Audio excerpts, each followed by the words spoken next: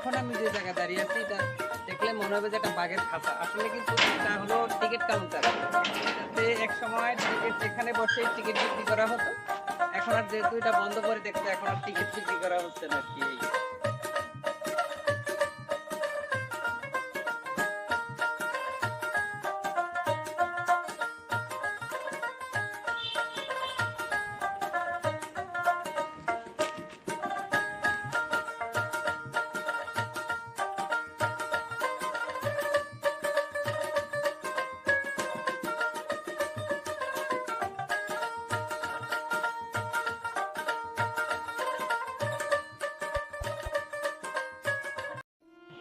এটি হলো নাগরদোলা,